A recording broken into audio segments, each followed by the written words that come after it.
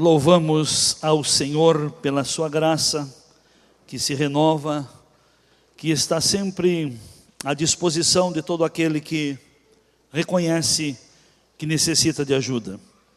Estamos num assunto muito interessante e cada vez que meditamos, aprendemos coisas novas, pois a palavra do Senhor ela é viva, ela é eficaz. Ela é como que um alimento, ela, de acordo com a necessidade, ela traz os seus nutrientes, aquilo que a pessoa necessita. Mas vamos para um texto interessante, que já foi meditado muitas vezes, em Miqueias capítulo 6, versículo 8, que o profeta declara. Ele declara, quando um profeta fala, ele está falando da parte do Senhor. É o Senhor usando a instrumentalidade do profeta, e ele usou a instrumentalidade de Miqueias para declarar ao homem. E ele diz, ele te declarou, ó homem, o que é bom, e que é que o Senhor requer de ti. Então, esse requerimento, ou esses requisitos que o Senhor fala, que Ele requer de nós, não é para nós. Por exemplo, quando você precisa uma reivindicação de uma licença, um direito, o que se faz? De um registro, primeiro se faz um requerimento. E o requerimento que é preenchido é para requerer o quê? Então, Deus requer, e Ele declara o que é bom para o homem. E é isso que Ele requer do homem, que o homem preencha um requisito, o que Deus requer, para que o benefício que o homem necessita, ele alcance, ele tenha. Então as leis criam as exigências, os requerimentos que o ser humano precisa preencher para ter aquilo que necessita nos órgãos públicos e nos direitos da lei, enfim, naquilo que precisa para as suas conquistas. Para entrar na faculdade, precisamos preencher o requerimento de ter concluído as partes anteriores, o ensino médio, fundamental e o médio, e também vestibular. São requerimentos para se galgar. Então não adianta nós querer orar a Deus, Senhor, precisamos, Senhor, necessitamos, Senhor, sonhamos, Senhor, planejamos, queremos a Tua bênção, e ignorar os requerimentos para que a bênção seja liberada, para que se tenha um acesso e a bênção venha sem embaraço, sem dificuldade. Então o que Deus requer para o homem é para Ele liberar para o homem o que o homem necessita. Amém? Então Deus não precisa de nada, mas como Ele é Deus de justiça, Deus de padrão, de princípios, e o ser humano, quando preenche os requisitos, preenche aquilo que Deus requer. E não é coisa difícil não. Ele requer que nós pratiquemos a justiça. Agora eu pergunto, praticar a justiça é ruim ou é bom? Porque aquilo que se pratica é o que se produz para si. Então quem pratica a justiça está semeando para si. E a justiça é a melhor coisa, é o padrão, é a medida, é a coisa justa. E Deus até nos dá algo interessante, que quando nós praticamos ou quando nós preenchemos os requisitos, a prática dos requisitos tem ajuda divina. Quando nós nos determinamos a praticar, preencher os requisitos, temos ajuda divina, temos a graça. Olha como isso é uma verdade, lá em Oséias capítulo 10, versículo 12, o profeta diz: semeai para vós a justiça e colhei segundo a misericórdia. O que é a misericórdia? Misericórdia é uma ajuda divina para nós não não recebermos o mal que merecemos. É uma ajuda que nos protege de coisas negativas. A graça é uma ajuda que nos ajuda a construir coisas positivas. E a misericórdia é uma ajuda que impede de recebermos coisas negativas. Amém? Que coisa linda. Nós temos para os dois lados. Temos ajuda para construir e temos ajuda para nos livrar de coisas erradas que no passado praticamos. Amém? Só o nosso Deus para fazer isso por nós. Isso é a maior prova do amor dele para conosco. Volte para Miqueias. Primeiro, que pratiquemos a justiça. Segundo, que amemos a misericórdia ou a benevolência. Que amemos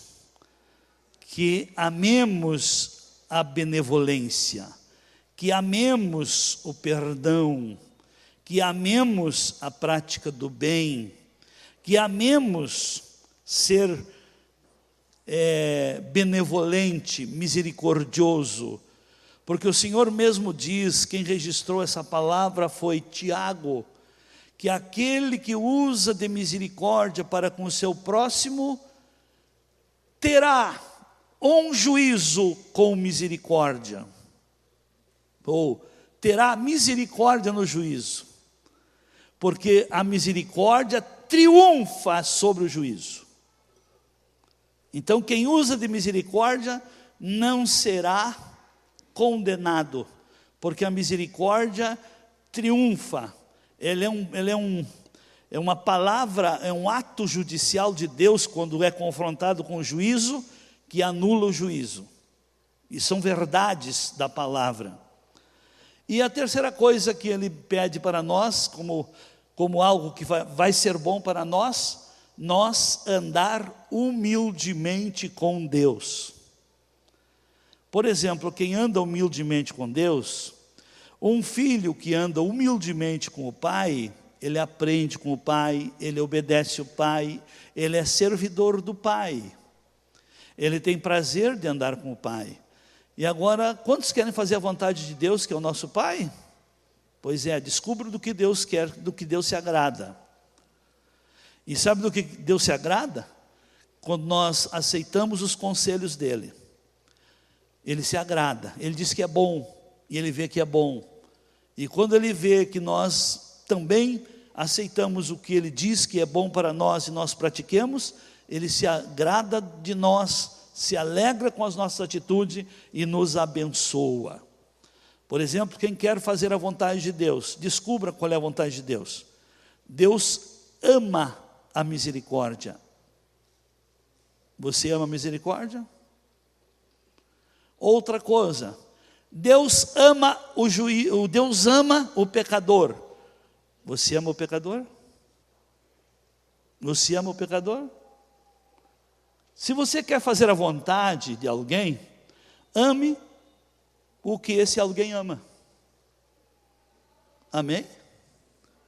Não adianta dizer, Senhor, eu quero fazer a tua vontade, mas não procura descobrir como é que Deus vê a vida, como é que Deus vê o próximo, como é que Deus vê a situação, como é que Deus vê a criança, o júnior, o adolescente, o jovem, a família, como é que Deus vê os idosos. Quer descobrir a vontade de Deus? Veja, descubra como Deus vê. Eu aprendi, e estou aprendendo, e tenho muito que aprender.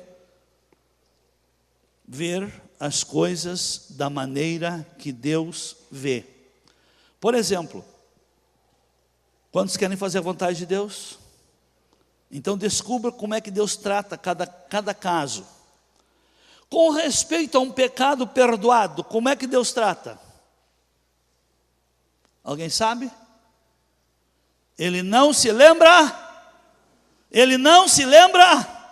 mais. Como é que você trata pecados do passado de seus irmãos, amigos, parentes, familiares? Como é que você trata? E depois a vida não engrena, as coisas não melhoram, a bênção não vem, Deus não atende a oração e nós não sabemos por quê. E oramos: Senhor, eu quero fazer a tua vontade. Fazer a vontade de Deus é ter e procurar pensar os mesmos pensamentos de Deus. Fazer a vontade de Deus é seguir as instruções que Ele dá. Por isso que Ele diz: dizei a quem se ajusta que bem lhes. Não é dizer àqueles que não tem nenhum probleminha. Se alguém acha que não tem nenhum probleminha, já é um baita problemão. Amém? Então dizei a quem se ajusta que bem lhes irá, porque o Senhor vai confirmar as obras das mãos. E nós estamos trabalhando esses requisitos, e são no preenchimento desses requisitos que nós vamos construindo com segurança. E o primeiro requisito para quem quer vencer na vida é a sua fé e obediência. Já tenho falado aqui. Por que eu tenho que repetir? Até isso se tornar algo automatizado. Até você automatizar. Por que a pessoa vai fazer a sua carteira de habilitação e por que ela roda? Tem pessoas que já rodaram 20 vezes e não passam. Por que roda no exame? Porque não automatizou o sistema de dirigir. Amém? Então uma verdade, ela vai fluir ao natural depois que se automatizar. Amém? Então você pode dizer que segue a verdade, que aquilo se aculturou. E para se aculturar, primeiro, nós temos que dominar o pensamento nessa linha. Segundo, criar conceitos nessa linha. Terceiro, aplicar esses conceitos. E quarto, transformar esses conceitos num hábito. E aquilo que passou de 21 dias continuados sem nenhuma falha, esse hábito já se firmou e na continuação se transforma numa cultura. Cultura é aquilo que se automatiza, que a pessoa age sem pensar. Amém? Por que tem aquele conceito aí de velho no trânsito? Se tem alguém atrapalhando o trânsito, tem um conceito já pré-estabelecido: ou é mulher ou é velho. Não é verdade? É que quando aprenderam a dirigir, e automatizaram-se naquela lentidão. As mulheres novas hoje são melhores que os homens, mas as mulheres lá depois do meio século, está na primeira história, no primeiro sistema da coisa mais lenta. Por isso que ela puxa a fila no trânsito. Os velhos também, porque tudo isso se automatizou. Amém?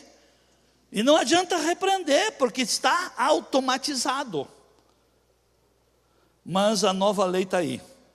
Se vencer a carteira e não renovar em 30 dias, vai ter que fazer tudo de novo, como se nunca tivesse carteira. Aí vai ter que aprender direitinho. Amém?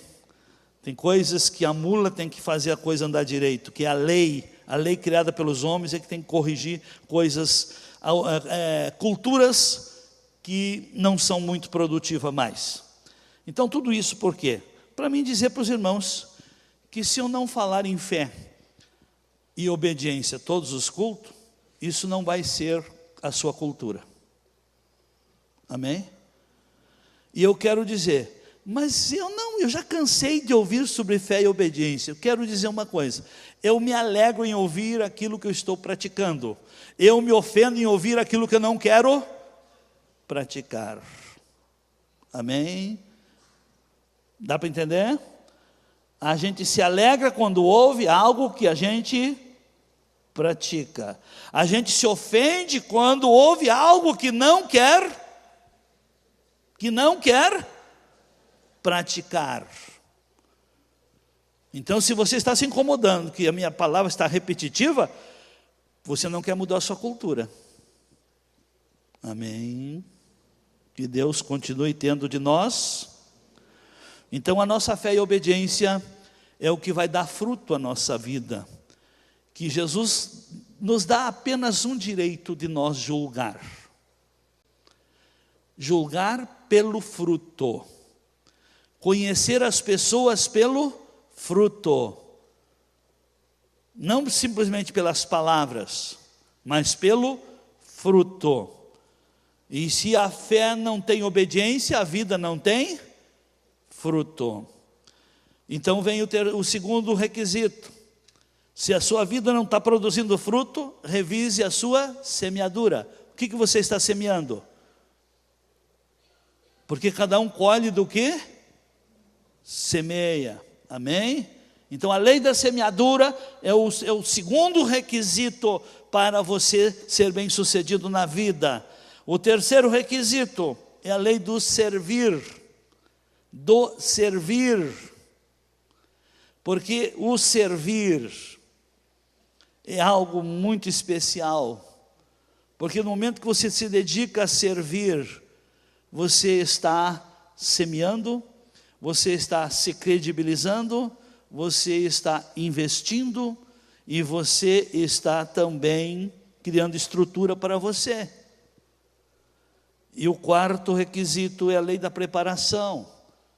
Tudo e em tudo necessita-se de preparação para cada área da vida. E se em alguma coisa você já se deu mal, foi falta de preparo. Porque pode ver que na mesma linha, nas mesmas coisas, muita gente está se dando muito bem. Muitas lojas estão indo bem, outras foram à falência. Muitas fábricas estão indo bem, outras foram à falência. Muitos casamentos vão bem, outros foram à falência. Muitos relacionamentos vão bem, outros vão à falência. Por que que as coisas se destroem, se complicam, vão à falência? É falta de preparo. Amém? Por exemplo, alguém quer se desviar dos caminhos do Senhor? Ninguém quer. Mas se você não se preparar, e esse preparo o que é? Aprender a palavra, fundamentar a fé, exercitar as habilidades, aproveitar as oportunidades. Então a lei da preparação é o que promove você. E em quinto, a decisão. Pessoas decididas são pessoas que uma decisão bem tomada é um up na vida, a pessoa decola na vida, ela constrói, não fica esperando as coisas acontecer, ela faz as coisas acontecerem. E o sexto requisito, ser persistente. Eu falei aqui na quarta passada, uma palavra muito, muito interessante, que é na persistência, é na perseverança. E uma coisa interessante, olha o que diz lá em Apocalipse 3, versículo 7 a seguir. Olha o que diz: ao anjo da igreja em Filadélfia, ao pastor da igreja em Filadélfia. Por que fala o anjo? O anjo é o pastor. Porque o pastor é a porta da igreja. Deus fala à igreja através daquele a quem Ele constituiu e colocou. Deus vai cobrar dele se a igreja não está dando fruto, ou se ele não está ensinando direito. Ele é o responsável.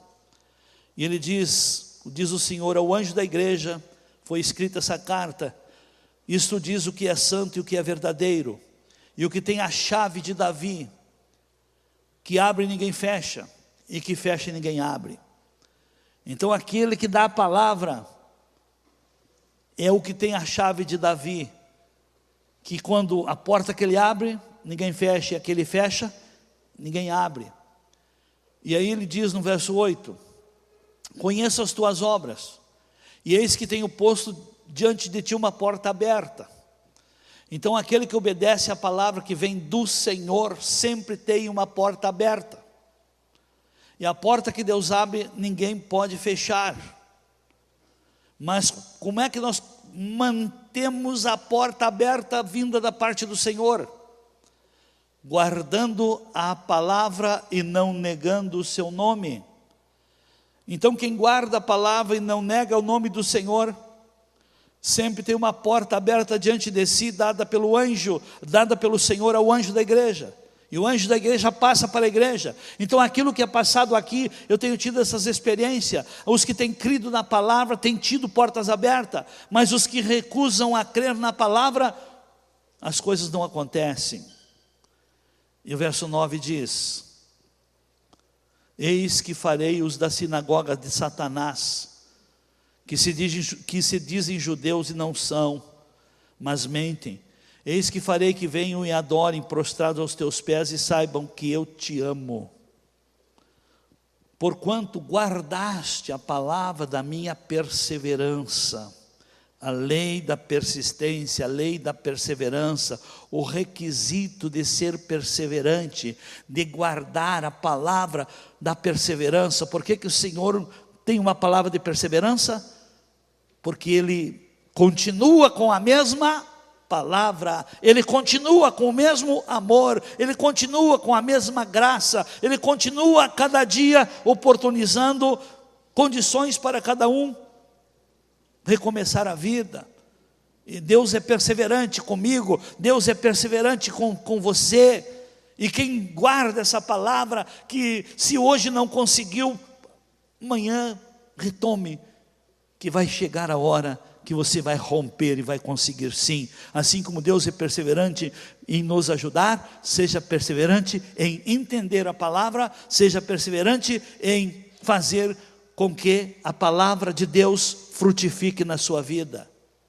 Então quem guarda a palavra da perseverança que vem da parte do Senhor, o Senhor guardará da hora da provação que há de vir sobre o mundo inteiro. Como aqui não temos recuado com respeito ao ensino da palavra, esse ano tem sido um ano muito especial para o Ministério Batista aqui. Muitos, por não guardarem a palavra, tomaram outros rumos. Mas quem tem guardado a palavra, umas semanas atrás, atendi muitos membros do gabinete, vindo, não pedir conselho, mas vindo agradecer os ensinos que receberam. E mesmo estando bem, tem vindo propostas melhores ainda, de outras empresas. Então aquele que guarda a palavra da perseverança que vem da parte do Senhor, o Senhor guarda essas pessoas das provas, das crises, das dificuldades, da situação que o mundo está vivendo. Amém? Essa promessa é para quem? É só orar que Deus vai guardar. Engano. Tudo é lei de semeadura. A oração que funciona é a oração para o perdão e a oração para o socorro. Mas a oração para a bênção é plantando o que se é, abençoando o que se é. Nós somos salvos pelo amor, mas somos abençoados pela prática da justiça. Amém? Amém, amados? Então quem guarda a palavra é guardado pelo Senhor. Então o que está na palavra é o que Deus tem compromisso de cumprir com respeito a nós. É o que está na palavra, não é o que sai em minhas palavras, mas é o que está na palavra. E à medida que eu tenho da palavra em meus hábitos, em minha cultura, em meu compromisso, eu tenho os resultados da palavra em mim. Olha o que diz João 15:7.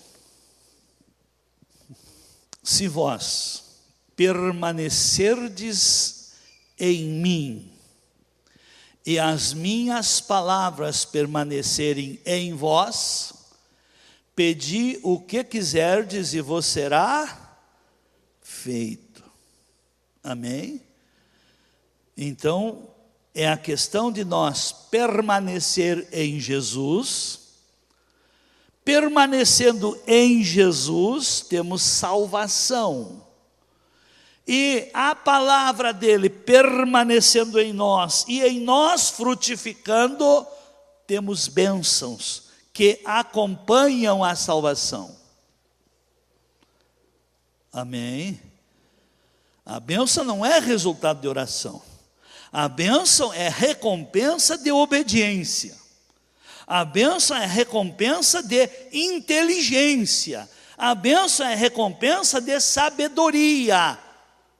Porque Deus nos dá a inteligência para nós praticar o que é bom, o que é certo, o que é reto, o que é justo. Ele nos dá sabedoria para fazermos o melhor, sermos melhor. E quem pratica as instruções que Ele dá, tem as bênçãos contidas naquelas instruções. Amém? E eu quero falar hoje sobre o 7º requisito, a lei da direção. Diz um conceito, que quem não sabe para onde vai, tem duas respostas. Uns dizem, não chega a lugar nenhum. Outros são tão acomodados que não sabem aonde vão e esperam que Deus dirija. Que Deus então escolha um lugar. Que Deus então cabestreie ele. Não. Quem não sabe para onde vai e ele é acomodadão, qualquer lugar está bom. Amém? Qualquer lugar está bom. Vai reclamar do quê se não sabe o que quer? Não se preparou? Se não sabe o que quer, não se prepara. E quem não se prepara, vai encarar o quê? Mas vamos para a palavra, bem clara. Queridos, pessoas prósperas têm uma convicção clara de direção e propósito para cada área de sua vida. Pessoas bem-sucedidas, não pense que caiu pronto do céu, que as coisas foram acontecer sem ela se preparar ou ter uma direção. Em Provérbios, capítulo 11, verso 14, olha o que diz a palavra. Quando não há sábia direção, é a palavra de Deus que está dizendo. Quando não há sábia direção, o povo cai. Mas na multidão de conselheiros há segurança. Então, a necessidade de termos uma direção sábia. Mas se você não sabe o que quer, procure então se inspirar em alguém bem-sucedido, ouvir quem está acima, porque muitas vezes você não vê a capacidade que tem, mas alguém com experiência de vida pode ver já em você um desígnio que você pode tirar para fora. Olha o que diz lá em Provérbios, capítulo 3, versículo 13 a seguir. Feliz é o homem que acha sabedoria, e o homem que adquire entendimento. A sabedoria e o entendimento é melhor o lucro que ela dá do que o lucro da prata. É melhor a renda da sabedoria e da inteligência. É muito melhor a renda da sabedoria e da inteligência do que o ouro. E o verso 15 diz que a sabedoria é mais preciosa do que as joias. E nada do que se possa desejar é comparável à sabedoria e o entendimento. A sabedoria e o entendimento lhe darão longura de dias, pois nas mãos da sabedoria e do entendimento a longura de dias. Está a longura de dias na sua mão direita, e riquezas e honra na sua esquerda. As pessoas lutam por riqueza, por resultados materiais, e esquecem dos fundamentos que nos dão isso como recompensa. Correm desenfreadamente em busca, na corrida do ouro, na corrida pela fama, na corrida em oportunidades para lucros rápidos, e se esquecem que a sabedoria e o entendimento traz tudo de graça, traz como recompensa longevidade de vida, riquezas e honra. E o que mais no verso 17? Os caminhos da sabedoria, do entendimento, os seus caminhos são caminhos de delícias, e todas as suas veredas são paz. Então as pessoas que entram pelo caminho da sabedoria e do entendimento, entender o propósito de Deus, o propósito da vida, o desígnio para o qual a pessoa foi criada, e quando ela se encontra dentro disso, a bênção o acompanha. Louvado seja o nome do Senhor. E em Provérbios capítulo 16, versículo 1 a seguir, olha o que diz aí: ao homem pertencem os planos do coração. Aí está falando do homem natural, o homem na sua natureza adâmica, humana, carnal, terrena. Então o homem natural, terreno, mundano, até podemos dizer, ele é cheio de planos, e pertence aos planos do coração, pertence ao homem natural, sim. Mas a resposta verdadeira, ou a direção certa, vem da parte do Senhor. E o verso 2 diz que todos os caminhos do homem são limpos aos seus olhos, mas o Senhor pesa os espíritos, mas o Senhor pesa as intenções.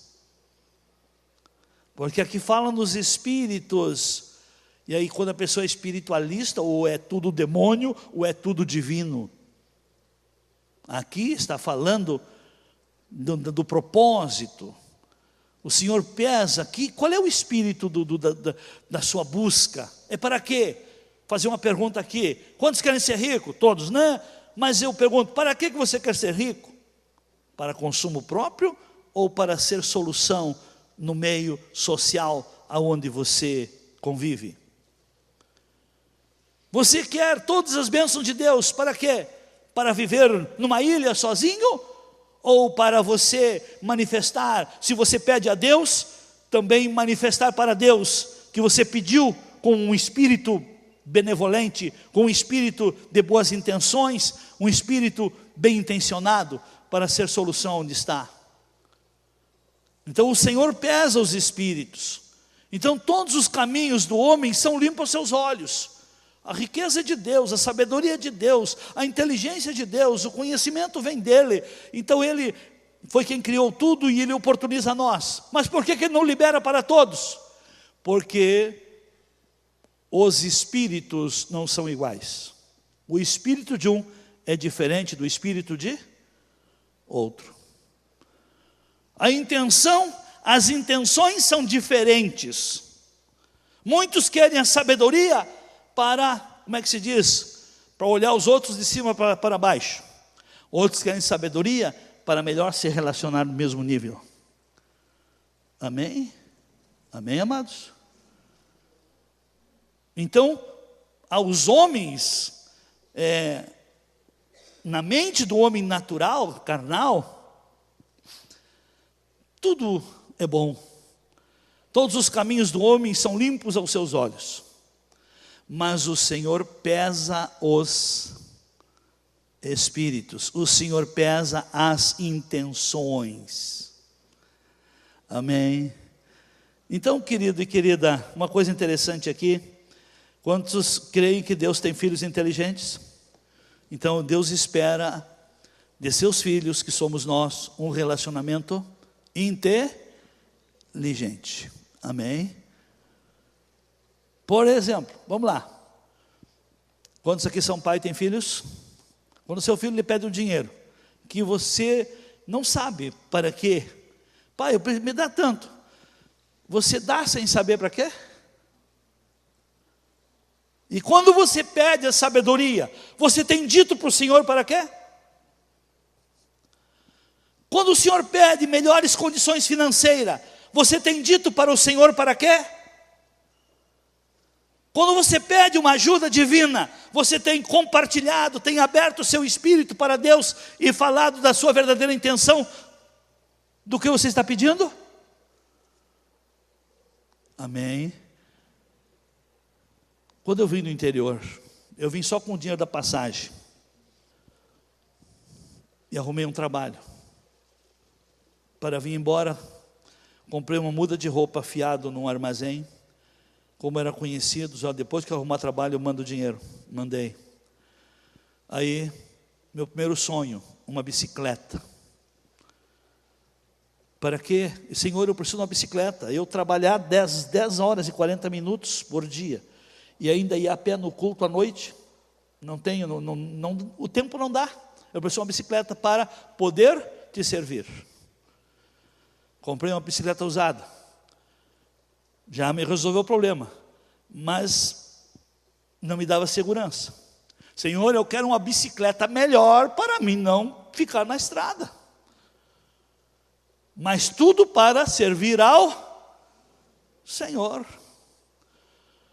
E o Senhor foi me preparando para o ministério, e Ele queria me usar mais, e eu trabalhando em metalurgia não podia. Aí o Senhor então colocou no meu coração mudar de emprego, para mim ter mais tempo. Então mudei a minha profissão de metalúrgico para comerciante, para ter mais tempo para poder servir ao Senhor. Então, se o reino de Deus faz parte do seu plano de vida terrena, pode sim reivindicar que o Senhor estará lhe dando, porque o Senhor pesa a sua intenção. Qual é a intenção das melhores que você quer? Consumo próprio?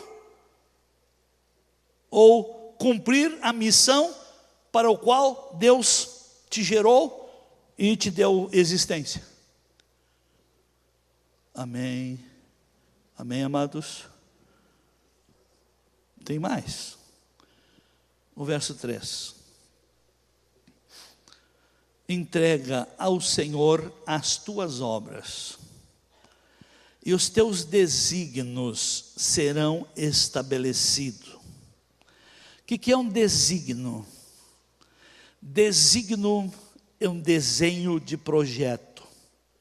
E quando Deus nos designou, Ele desenhou, Ele fez, Ele escreveu todos os nossos dias. Antes de termos nascido, Ele já designou a nossa vida. E as pessoas não conseguem realizar seus sonhos, porque são sonhos que o Espírito não combina com o Espírito de Deus, por isso não realiza o sonho. Muitas vezes se prepara, se forma, se qualifica, mas não é aquilo que lhe faz feliz, que lhe dá satisfação de vida. Quando a pessoa descobre que o desígnio do Senhor é restabelecido ou estabelecido, que a pessoa descobre, ela está de bem com a vida, ela é feliz, ela é solução, ela é uma bênção. Então entrega ao Senhor as tuas obras. Como? Como que eu vou entregar minhas obras para o Senhor? Faça tudo como para o Senhor.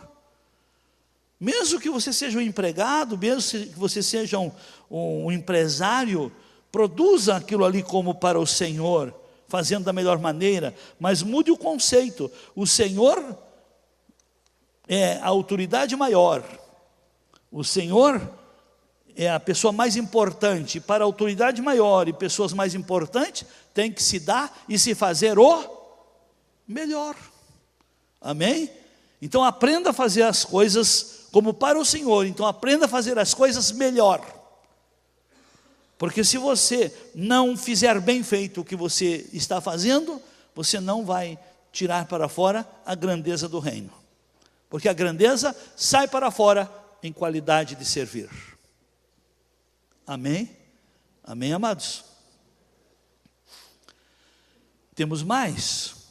O verso 9, também deste capítulo 16.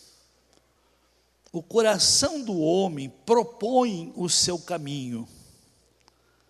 O coração do homem faz planos, projeta.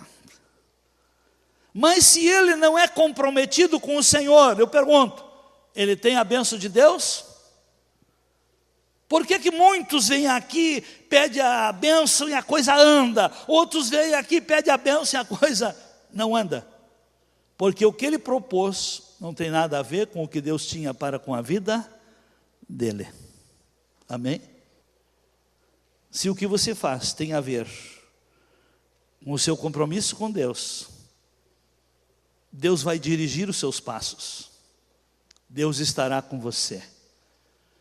Nunca estará lhe faltando direção, proteção, nunca estará lhe faltando provisão e nem projeção. Amém? Quando se está na direção que Deus tem para a nossa vida, essas 4 coisas nos acompanham. Amém? E lá no capítulo 19, verso 21,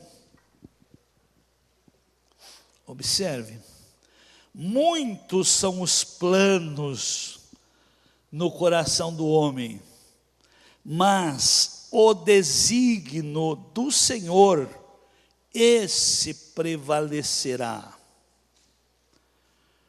Então é o desígnio, quando a pessoa descobre o propósito de Deus, quando a pessoa descobre a vocação de Deus para a vida dela, quando a pessoa descobre o potencial de Deus que está dentro da pessoa, que ela descobre que dentro de cada um, observem o que diz lá em Lucas 17, verso 20 e 21.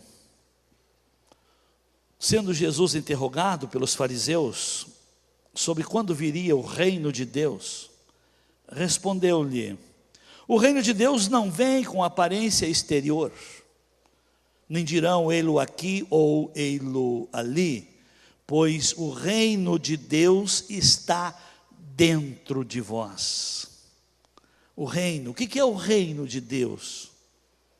O governo de Deus. O que é o governo de Deus? A direção de Deus. Amém? A direção de Deus para a nossa vida já está dentro de nós. E como é que nós vamos tirar para fora? Mateus capítulo 20, verso 26 e 27. Não será assim entre vós. Qualquer que entre vós quiser tornar-se grande, será esse que vos sirva.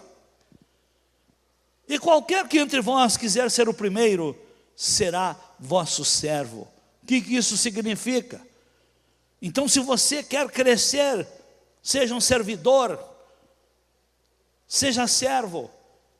Então é no servir que nós tiramos a grandeza, e nós podemos ver esses testemunhos na palavra. Quem foi José? Foi vendido como escravo, mas como é que ele chegou a se tornar o governador do Egito? Servindo. Primeiro foi comprado, adquirido por Potifar para ser escravo. Pela maneira que ele servia, se tornou mordomo. E pela capacidade de serviço, ele assumiu toda a governança dos bens de Potifar. Que esse homem enriqueceu pela gestão de José. E ele, para não se corromper, não quis se corromper, foi lançado na prisão, com mentiras de pessoas que queriam corromper ele. Mas lá na prisão, ele viu que tinha necessidade de ajuda, de serviço, e serviço para melhorar o ambiente. Lá na prisão, ele começou a pôr em ordem as coisas, servir de tal maneira que ele conquistou a credibilidade do carcereiro, e ele mesmo assumiu o governo lá dentro, e ele é que cuidava dos presos. Então não tem lugar ruim que você não possa tirar a grandeza de dentro de você e abrir portas de soluções melhores. E dali, e pelo que ele prestou ali, e o serviço que ele prestou ali, lá no palácio tinha necessidade desse meu serviço, que alguém fizesse bem esse meu serviço. Quero dizer para todos, seja mais simples que for o serviço, serviço tem portas abertas em todos os níveis, amém? E se você quer um serviço que você presta, servir a elite, faça bem feito, atenda às necessidades, porque necessidades estão também em todos os níveis, amém? Necessidades estão em todos os níveis, pessoas existem em todos os níveis. Sirva bem, atenda bem, seja a solução para as pessoas, porque quem sabe você atendendo um mendigo, quem sabe um grande empresário esteja com o mesmo problema do mendigo, um problema espiritual, e só você saiba resolver. Quem sabe está aí a porta para resolver também a sua vida material, amém? É onde se está, fazendo bem feito, atendendo bem as pessoas, que nós construímos a grandeza do governo de Deus, porque o governo de Deus e foi trazido por Jesus, Lucas 19, 10, porque o Filho do Homem veio buscar e salvar o que se havia perdido, amém? Que Deus tenha de nós misericórdia, Ele tem. Voltamos lá para Provérbios 19, 21. Muitos são os planos no coração do homem, mas o desígnio do Senhor, esse prevalecerá. Querido, querida, a direção, a lei da direção. Olha como as pessoas também se perdem na vida com muita facilidade por influências familiares. Se perde na vida por laços familiares. Olha um texto interessante, vamos para ele. Em 2 Crônicas, capítulo 18, versículo 1. 2 Crônicas 18. Tinha Josafá. Josafá era o rei de Judá. Tinha Josafá riquezas e glória em abundância, e aparentou-se com Acabe. Quem era Acabe? O maridinho da Jeza. Quem se lembra? O rei de Israel, mas que deixou sua querida esposa manipulá-lo de tal maneira que ela, como Jeza era filha de um sacerdote de Baal, deixou a esposa dele trazer todo o sistema de idolatria, ao ponto de Jezabel cuidar e alimentar 850 profetas. E agora Josafá, não sei se foi a filha dele ou filho, que se aparentou, criaram laços parentescos. Verso 2: ao cabo de alguns anos, foi ter com Acabe em Samaria, E Acabe matou ovelhas, bois em abundância para ele e para o povo que o acompanhava, e o persuadiu a subir com ele a Ramote-Gileade. Perguntou Acabe, rei de Israel, a Josafá, rei de Judá: irás tu comigo a Ramote-Gileade? Irás tu comigo à guerra contra essas cidades? Respondeu-lhe Josafá: como tu és, sou eu, e o meu povo como o teu povo, seremos contigo na guerra. Porque eram parentes, toparam a parada. Então, naquele tempo, os reis, quando queriam aumentar riqueza, iam à guerra. Mas, amados, o rei Acabe causou muito estrago, muito prejuízo ao reino de Deus naquela época, por causa da idolatria da sua esposa. E a esposa do rei Acabe perseguia e matava os profetas.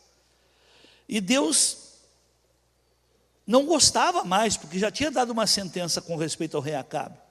E agora Josafá vai lá, um rei querido, ungido, abençoado, aprovado por Deus. Olha o que diz o capítulo 19, verso 1 a seguir também. Então, depois que eles foram para a batalha, 19, verso 1. Josafá, rei de Judá, voltou em paz à sua casa, mas Acabe não voltou. Acabe morreu na guerra. Voltou em paz para sua casa em Jerusalém. E olha o que aconteceu.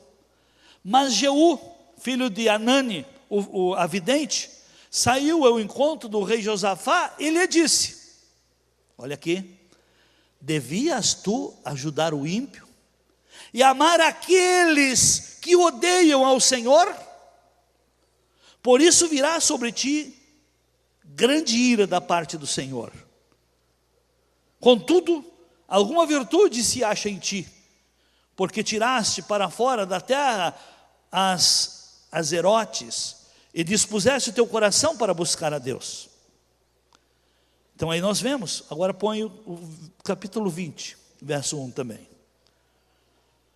Então, como ele foi à guerra sem direção de Deus, por influência familiar, querido, escutemos bem, as pessoas toparem paradas, desafios, jornadas, por influência familiar, sem direção de Deus, traz prejuízo. Estamos indo para o final de mais um ano, e tem familiares que querem tirá-los da igreja, e para desviá-los e tirar do compromisso na igreja, oferece um passeio junto, um espaço de férias na praia, ou numa casa na serra, ou até uma viagem ao exterior. E a pessoa acha que isso é uma bênção, porque vem do parente. O parente nunca deu nada, agora vem com essas bênçãos. O rei Acabe nunca carneou um cabrito e convidou o parente, mas quando ele veio visitar, fez uma festança para toda a comitiva, e aproveitou a alegria da festa e convidou para a guerra. E ele foi sem consultar ao Senhor, pela influência parentesca.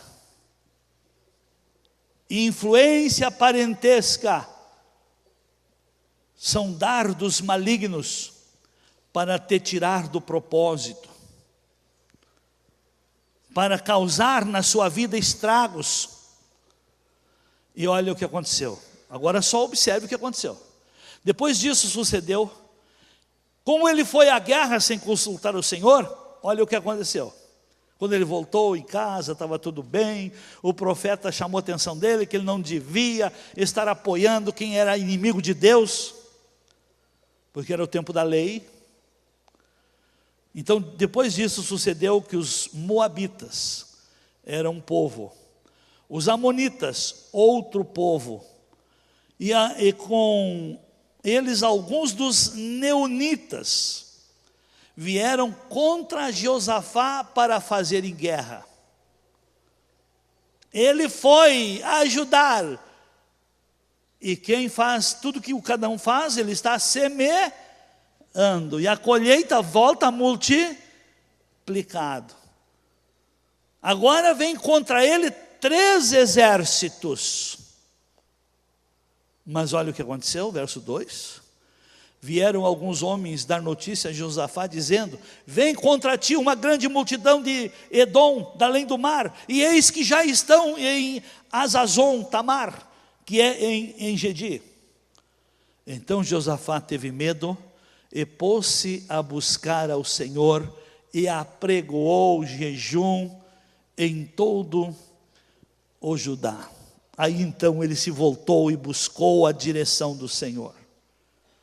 E estude em casa esse capítulo 20, que cada um vai descobrir que aquele que busca o Senhor, porque aquele que crê em Deus encontra segurança, mas é aquele que crê na palavra profética, prospera. E ele então buscou, e Deus usou um profeta. Vamos lá no versículo 14 agora, do mesmo capítulo, e o 15. Então veio o Espírito do Senhor no meio da congregação, sobre Jaziel, filho de Zacarias, filho de Benaías, filho de Jeiel, filho de Natanias, o levita, filhos de Asaf. E disse: dai ouvidos todo Judá, e vós moradores de Jerusalém, e tu, ó rei Josafá, assim vos diz o Senhor: não temais, nem vos assusteis, por causa dessa grande multidão, porque a peleja não é vossa, mas é de Deus. Aleluia. Você quer que Deus guerreie a tua guerra? Ande na direção dele. Amém? Ele errou, e por isso veio essa multidão contra ele, mas ele se voltou para Deus, convocou toda a nação para jejuar, para pedir perdão, para orar a Deus. E quando a pessoa se volta para o Senhor vem em socorro. Amém? Deus não vai tratar pelo seu passado, Deus vai ver o que pode fazer por você na sua atitude presente. Amém? Mesmo no tempo da lei, a misericórdia triunfa sobre o juízo. Se ele não tivesse buscado ao Senhor, ele teria sido eliminado por aqueles 3 exércitos. Mas como ele buscou o Senhor, buscou a direção do Senhor para a vida dele, ele andou sem direção, causou prejuízo. Voltou a buscar a direção, ele prosperou. Para nós só vermos como é lindo quando se anda na obediência. Todo aquele que anda na obediência, as bênçãos são grandíssimas, são preciosas. Coloque desde o versículo 20, só para nós ver a bênção que vem ali. Versículo 20 agora. Pela manhã cedo, se levantaram e saíram ao deserto de Tecoa, ao encontro dos exércitos. Josafá pôs-se em pé e disse: ouvi-me, ó Judá, e vós moradores de Jerusalém, crede no Senhor vosso Deus e estareis seguro, crede nos seus profetas e sereis bem-sucedido, crede na palavra profética. E o que veio daí?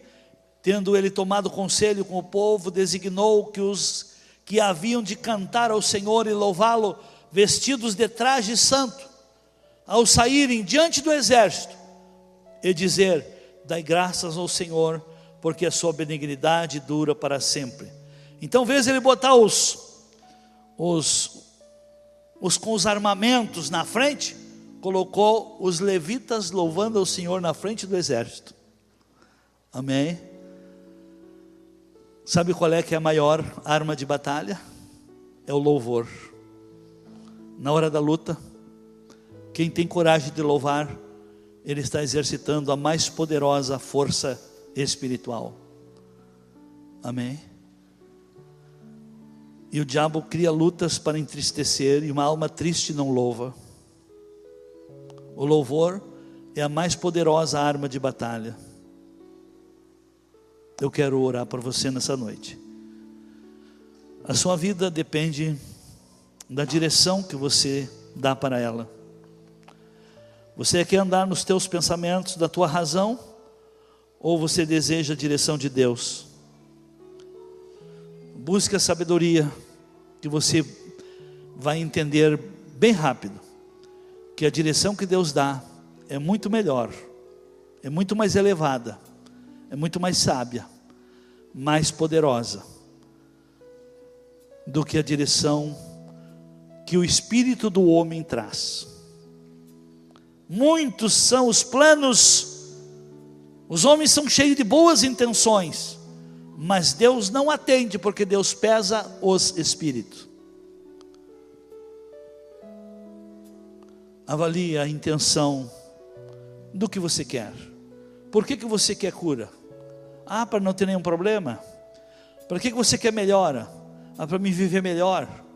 Será que Deus criou você sem um propósito? Descubra o propósito. Porque quem não vive para servir? Quem não vive para servir? Amém. Descubra: Senhor, eu quero saúde, porque eu quero servir. Senhor, eu quero mais recursos, porque eu quero ajudar os necessitados.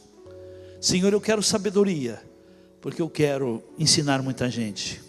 Põe a mão no seu coração. Pai, muito obrigado.